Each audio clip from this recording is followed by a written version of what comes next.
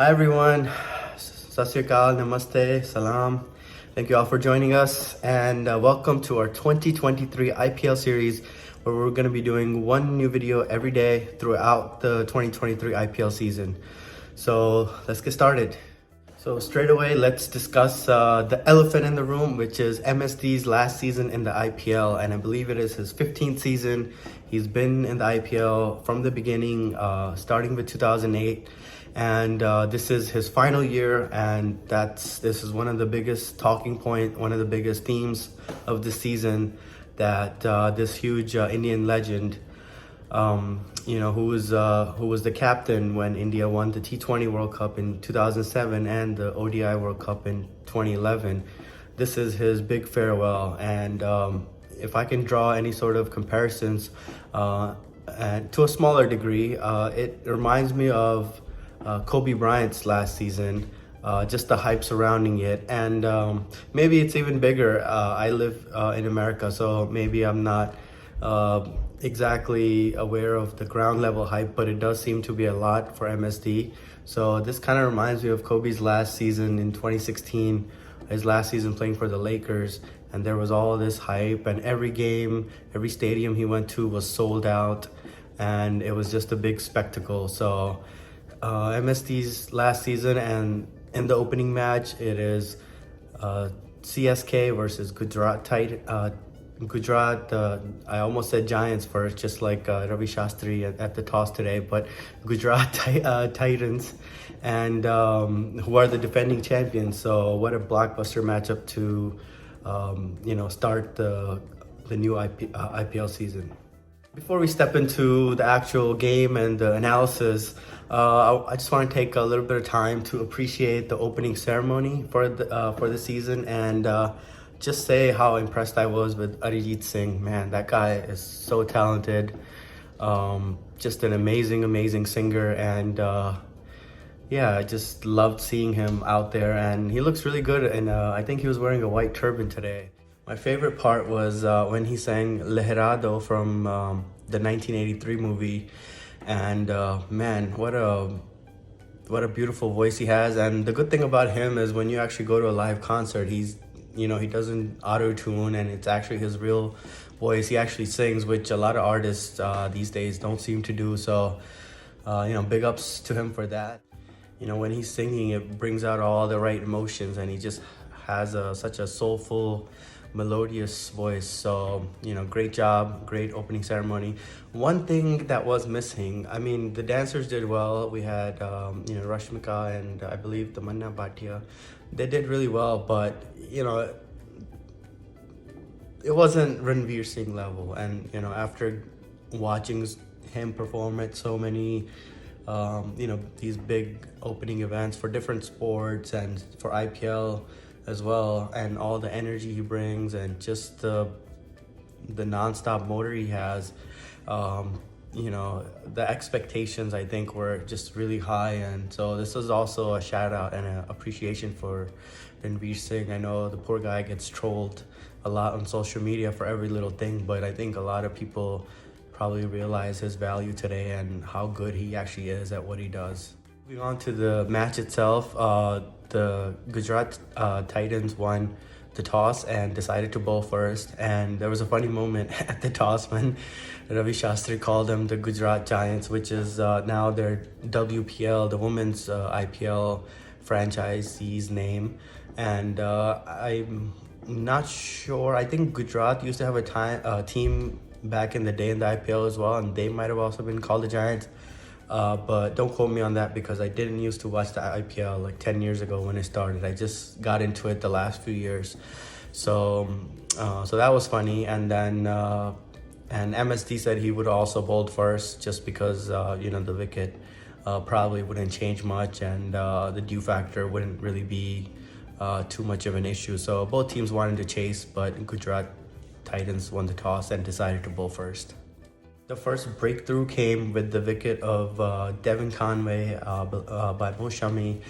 And I just want to say, Devon, just value your wicket a little bit more. He's such a talented player, but Sometimes I do feel like he throws his wicket away a little cheaply, and doesn't really do justice to his talent. So that's something I would like to see him, do a little better. But it was a great ball, and he was under a little bit of pressure because I think at that point he was already 1 of 5, so he wanted to go for a big shot. And in T20 it happened, so no big deal. CSK got off to a really slow start, or average start. I believe they were about running ball for the first 3-4 overs. And then the wicket of Conway put a little pressure on them. But I thought Ruturaj Gaikwad did a good job counter-attacking. And that one over by Josh Little, that really kind of helped them break the shackles a little bit and get into the flow of the game. And just want to congratulate Josh Little. He's the first ever Irish-born player to be playing in the IPL. So congratulations to Cricket Ireland and Josh Little. So that's a huge achievement. Well, he did get off to a pretty bad start in the first over. I think he gave away 15 runs and allowed Ruturaj to kind of get in his flow. There was a lot of short ball bouncers that went for sixes. But as the game progressed, he got better and better and even picked up a few wickets in the end. So good job, Josh Little, just sticking to your process and not getting discouraged because of the opening over. And it's tough when you're playing in front of 100,000 plus people. It's your first IPL game. It's your debut. So it's expected that the first few balls, the first few overs might not go your way, but it's about how you respond, and he responded beautifully in the end. So good job.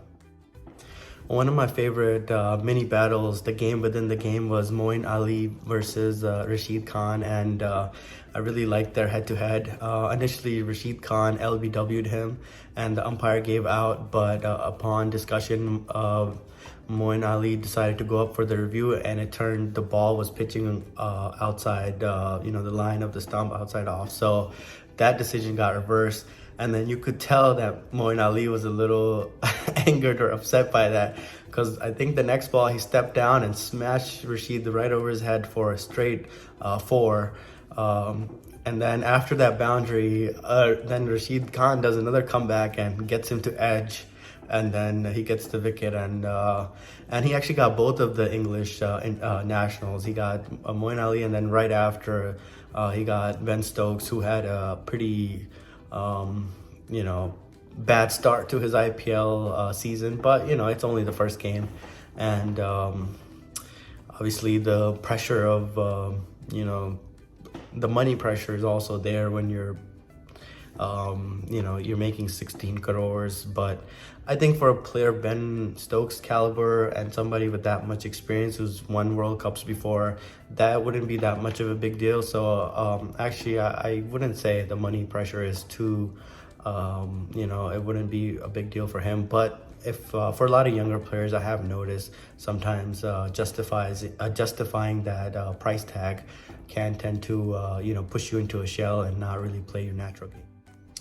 And then after that, Ambiti Rayudu and Shivam Dube, they were very average. I think they scored at about run a ball.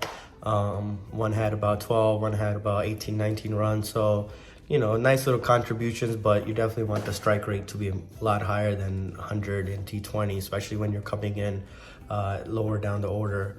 And then Ravindra Jadeja, I think he got out for 1 run again, and he's been struggling the last few months, even when he was playing for India, and even he said himself he's very disappointed with his batting. I really hope he gets it right, as the season goes on, and also for the ODIs, because there's a good chance he's going to be playing the World Cup, but definitely want him to be batting a lot better for India to do well. And then lastly, the moment that everybody was waiting for, and there was a lot of CSK support in the crowd. You saw the different yellow shirts, and some of the sections were very crowded with CSK fans. So finally, the moment they were waiting for, come at the hour, come at the man. MSD walks in and the crowd goes wild, and he actually had a really a solid little cameo. He believe he scored 14 runs off 7 balls, which is not bad, and especially at that phase of the game. He hit that 6 that beautiful six followed by four. So he scored 10 runs in the final over, and then there were also some singles. But Josh Little also did well to kind of rein it in. And overall, I felt apart from Gaikwad, nobody really scored a lot, but there was a point in the game when it looked like CSK would easily cross 200, and to limit them to under 180, I believe they were 178. The Titans did really well with their bowling. Moshami, he got 2 wickets for 29, economy of 7.25. Hardik didn't get any wickets, but didn't bowl terribly. Gave away 28 in 3 overs, 9.33. Josh Little was a little expensive, over 10 runs per over, but he did, he picked up a wicket at a crucial time. And Rashid Khan, he's like the T20 GOAT, I feel like. So he can do it all. He's only 24, but he can bat, and which we'll come back to in the second innings. He can bowl. He's really quick in the field. He's a great fielder, and he only gave away 26 runs, got 2 wickets. So economy of a little over 6, which is just amazing in T20 cricket. And then Alzari Joseph, he also had 2 wickets, did okay, 33 runs, 8.25 economy, and Yash Dayal just bowled at 1 over for 14. So overall, a pretty solid team effort by the Titans, and that's what I believe their specialty is. They're so good, and they're the champions because everybody does what they're supposed to. They contribute. Everybody contributes to the team in one way or the other, and that's what makes great teams, when everybody plays a role. And then you have those big superstars like the Shubman Gills or the Hardik Pandyas of the world to kind of bring it all together. And Rashid Khan is obviously also a superstar. So they have the big three, I guess you can say. And although Hardik didn't do so well with the ball in the bat today, he's a big game player. I've seen it over his career. In big games, he does step up. So first game, it's okay. He will get a lot better as the season goes on.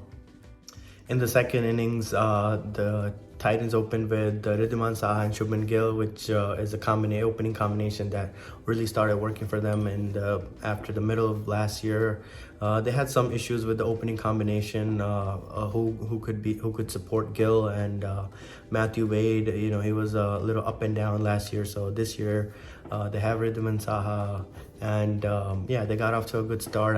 They were easily covering the required run rate for the first 3-4 overs, and they were scoring about 10 runs and over. And the first wicket came pretty much when in the 4th over was almost done, and they were already close to 40 runs. So at 37 for 1, Saha got out, and from there we had the 50+ run partnership with Gill and Sai Sudarshan, who was impact player sub, which is the new rule that you can substitute one player in the IPL. And it would have been Kane Williamson batting, but as you guys saw, he got injured fielding towards the end of the first innings, and saved a short shot 6, and it still ended up going for 4, but it was a great effort. He saved 2 runs, but then he landed awkwardly on his knee, and then we're still waiting to get an update on him. Hopefully Kane Williamson is okay and he's doing well, because he's one of those players, everybody likes him. I don't think he has one hater in the whole world. Just a very nice, humble guy. So prayers for you, Kane Williamson, and get back out there soon. And that's when the Shubman Gill show started. Man, oh man, what a player. This guy, man, he is amazing. In the last, I think, 5 to 6 months, he has 7 international centuries.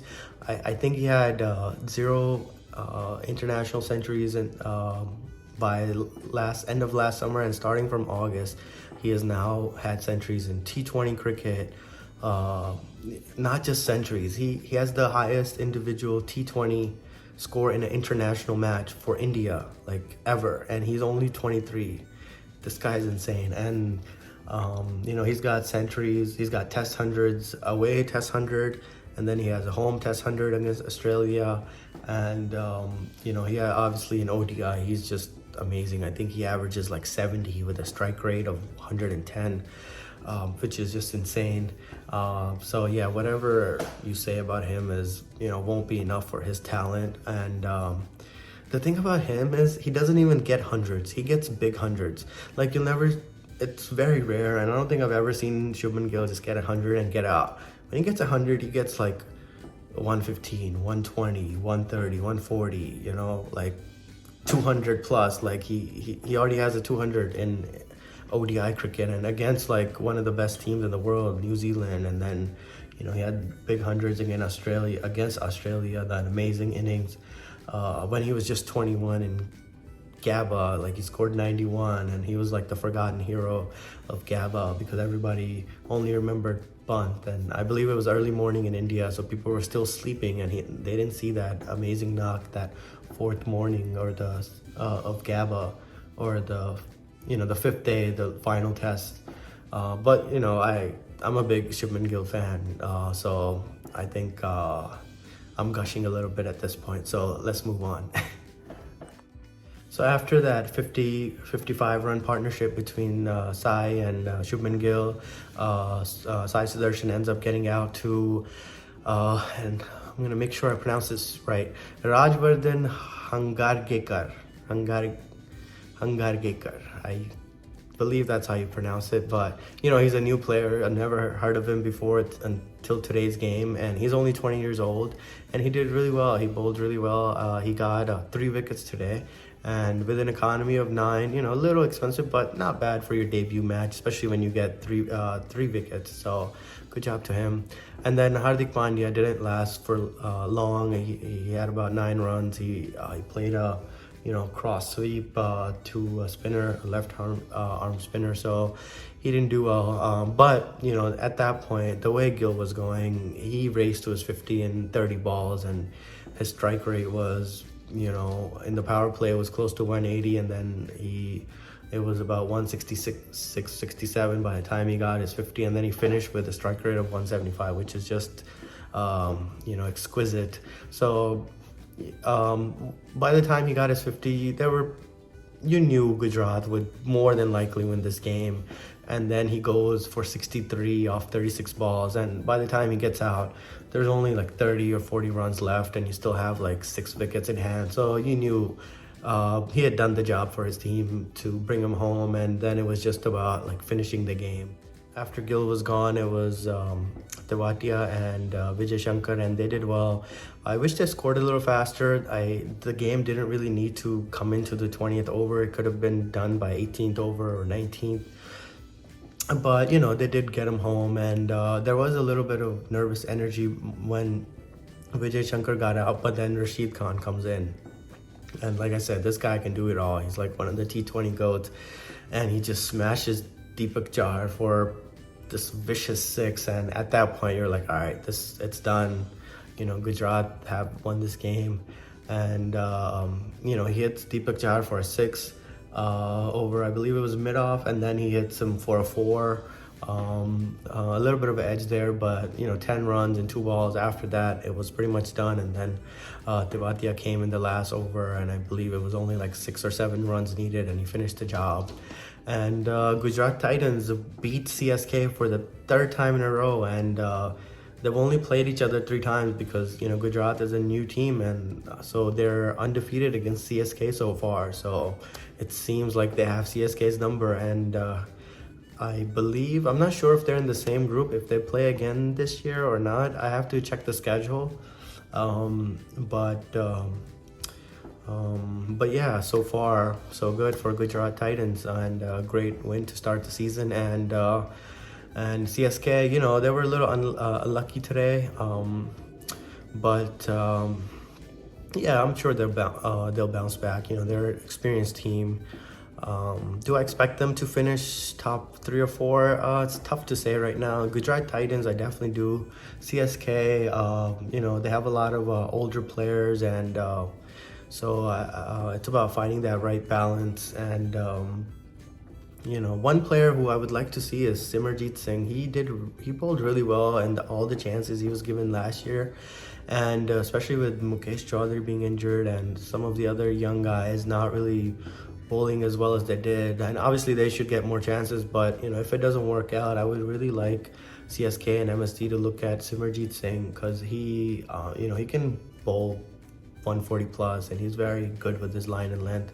So they do have that weapon, and hopefully they utilize him before it's too late. You don't want to get off to a horrible start like I believe last year. They just took them a while to really get going, and by the time it was too late, and I think they finished like 7th or 8th, or I'm not sure exactly what position, but it was pretty far down. So but yeah, overall great game, great opening game of the IPL. It had everything. It had two young superstars, like head to head, Gaikwad versus Gill, and then Gill's team comes out on top. But both are great prospects for India. In the end, Team India wins.